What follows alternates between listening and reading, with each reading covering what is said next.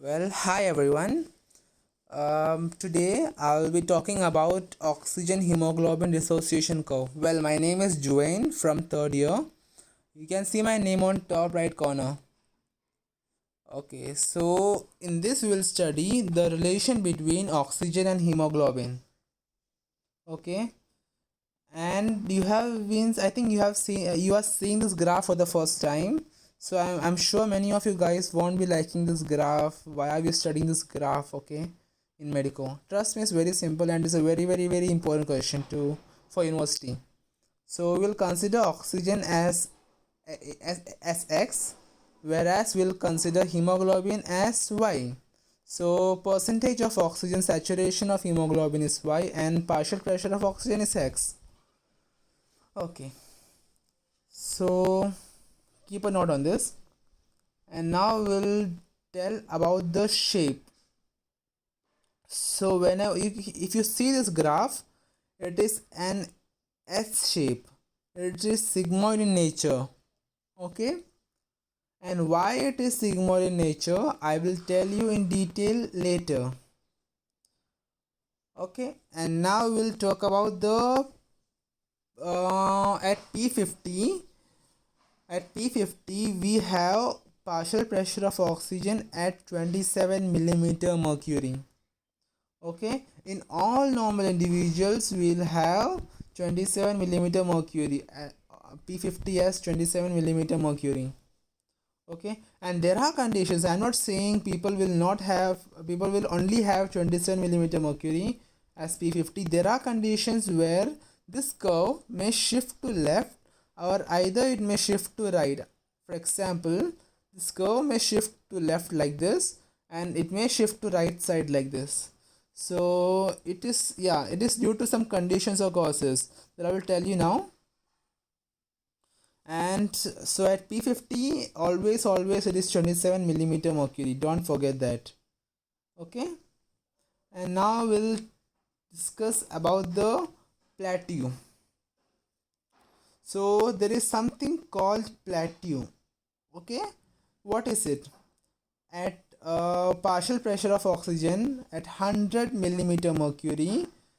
Okay, there if you go up, there is a flat line, right? A plateau.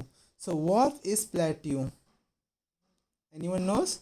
At this point there is no availability of hemoglobin.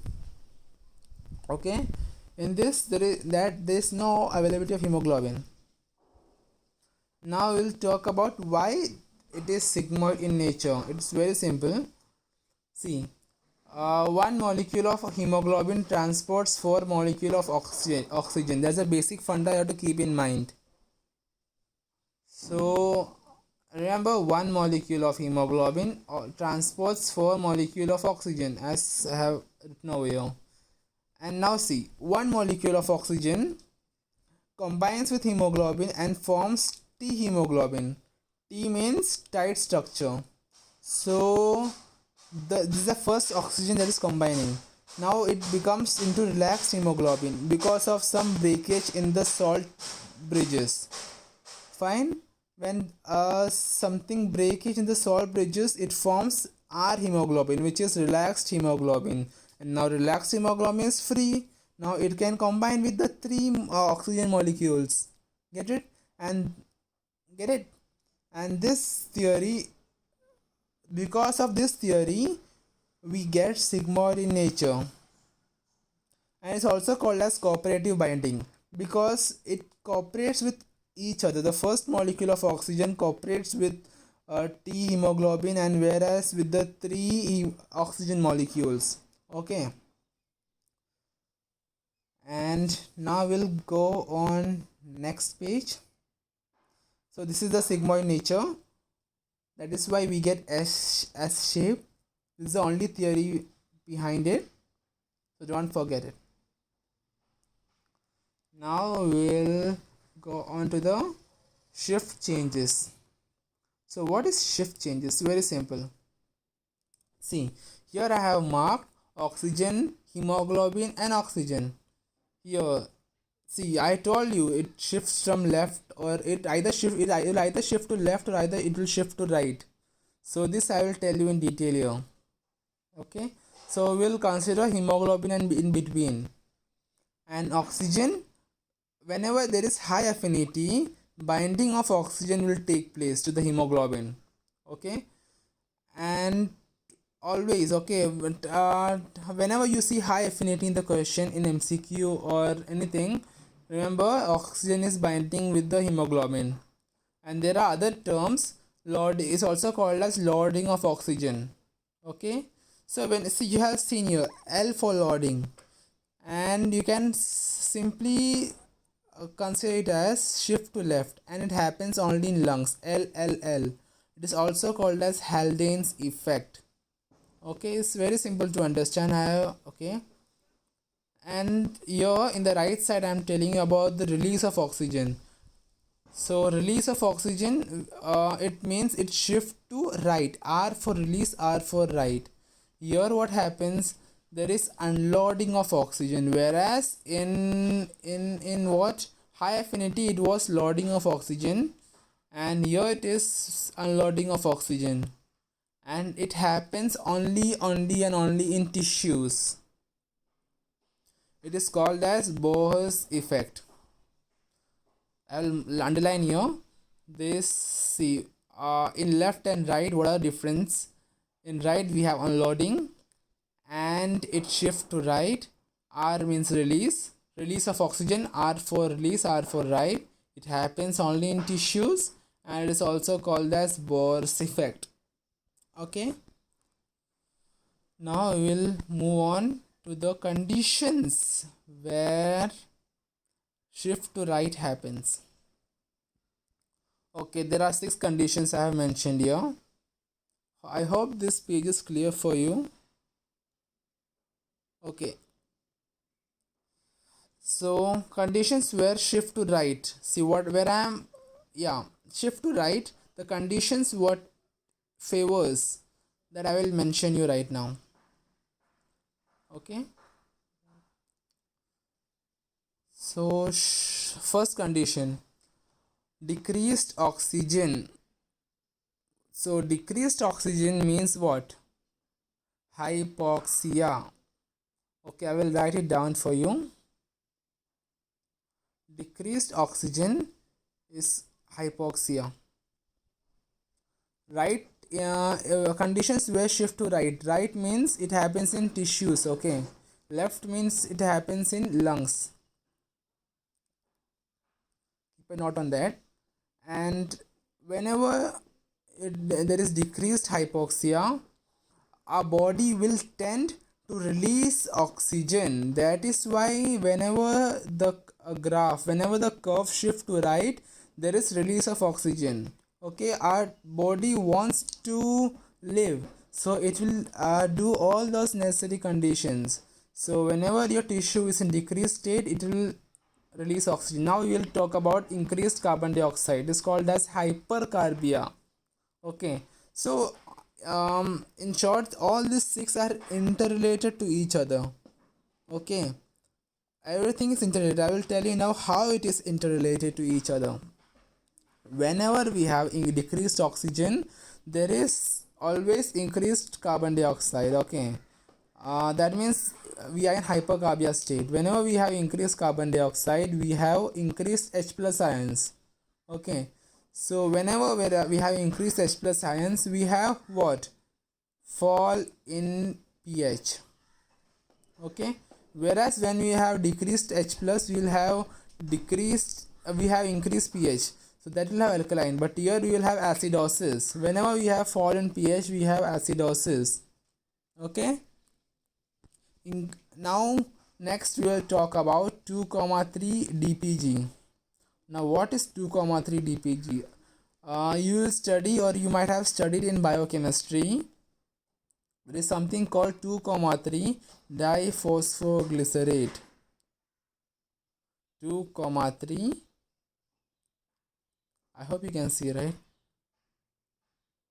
Diphosphoglycerate. and it is also called as 2,3 bpg. So why there is an increase in 2,3 dpg? I will tell you now. I told you all the six are interrelated to each other. I will write it down. It is also called as 2,3 bpg. Okay. So why we have increased 2,3 dpg?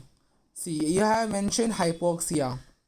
Okay. Whenever our body goes into hypoxia, our body goes into some pathway. So what pathway is it? It is an anaerobic pathway. Anaerobic pathway. In more detail, it is anaerobic glycolysis pathway. Okay. So keep a note on that. I will write it down. It's an anaerobic which pathway? Glycolysis pathway. So this pathway gives you an intermediate product. What intermediate product? It is 2,3 dpg. So whenever you have decreased oxygen, you will have increased 2,3 dpg. Okay, and this is also done. And the next thing is exercise. Okay, whenever, so basically this is all we are talking about, release of oxygen. Okay, since hypoxia causes decreased oxygen in tissues, when it is shifting to right, our body will tend to release what? Oxygen. Now we'll talk about exercise. Okay, whenever we exercise, our body will release oxygen to the tissues. Okay. Sorry. And now we'll talk about what is prolonged decrease in oxygen. What is that?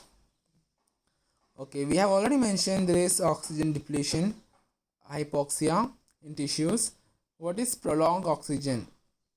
Prolonged oxygen depletion, that is prolonged hypoxia. Does anyone know? Okay, whenever we go to high altitude, I will write down prolonged hypoxia. Okay, so whenever we'll go to high altitude, so we are there in a very long term, so that causes decreased oxygen in the tissues. So now we are in a hypoxic state. Okay, a prolonged hypoxic state, and here also our body will release what? Oxygen. That is why the shift to right happens. Now conditions where shift to left. Here I have mentioned only 3 conditions. I think for your level for first year, this 3 is enough. So here I have mentioned in right, there is increased carbon dioxide. Here I will mention there is decreased carbon dioxide. Here is acidosis, here we have alkalosis. And here one more thing, we have fetal hemoglobin. Okay, so why we have decreased carbon dioxide? We all know it's called as hypocarbia. Okay, so whenever we have decreased carbon dioxide, we will have decreased hydrogen ion, H plus ion, sorry. And whenever we'll have decreased H plus ions, we'll have increased pH. Whenever we have increased pH, we have alkalosis. And whenever we have decreased pH, we have acidosis. Okay, and yeah, now we'll talk about what is HbF. It is fetal hemoglobin. So now I will ask you why the curve shift to left when there is because of fetal hemoglobin. Okay, I will tell you why. Because fetal hemoglobin has more affinity to oxygen. Okay, we have already studied that whenever we have high affinity to oxygen, Okay, when there is high affinity, binding takes place. Okay, that means loading. Loading means shift to left. L4 loading, L4 left. I will show you now. Just now we have discussed high affinity. So binding of oxygen takes place to the hemoglobin.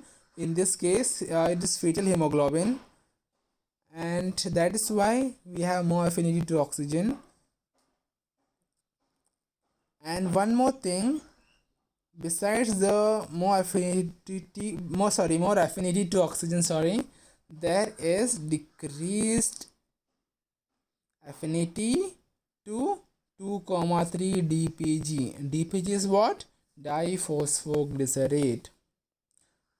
So these are the three conditions that favors shift to left.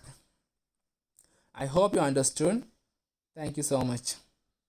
And now we'll tell now after this we'll do a quick revision. Yeah, here it goes. A very quick revision.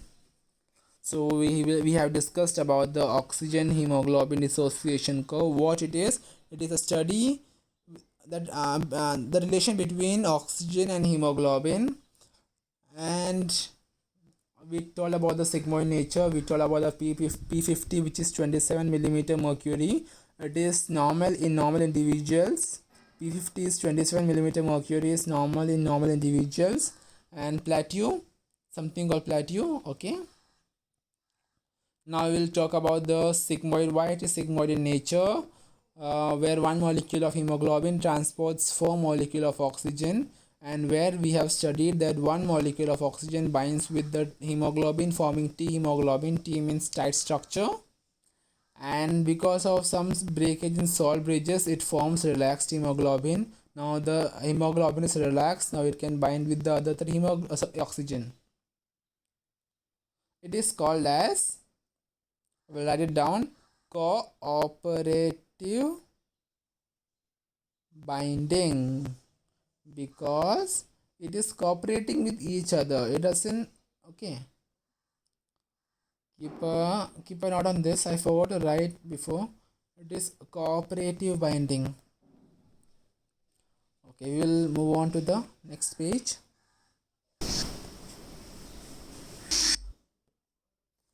Okay, so here we have discussed about the oxygen which is binding with the hemoglobin, and where the oxygen which is released from the hemoglobin.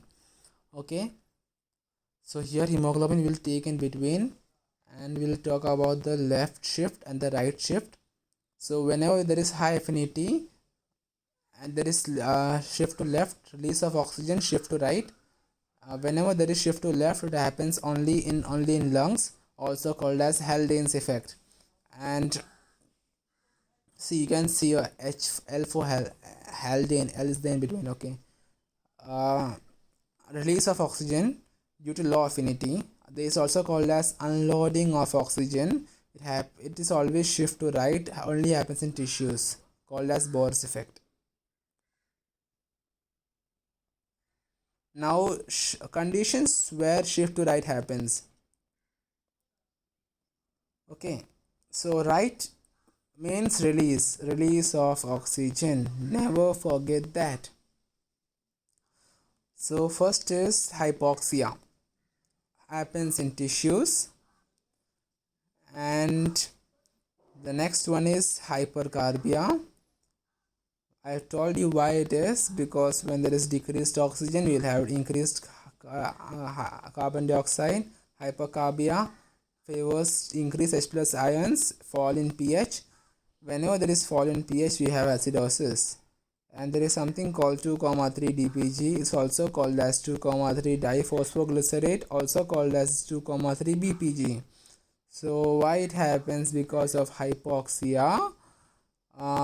There's some pathway our body favors. It is called as anaerobic glycolysis pathway. Okay, due to this it forms intermediate product. And now we'll talk about exercise. Whenever we have exercise, release in oxygen. Prolonged hypoxia will also have release in oxygen. It happens in high altitude, TUDE. Okay, Now we'll go on to the next page where conditions where shift to left happens. Shift to left is what? Yeah.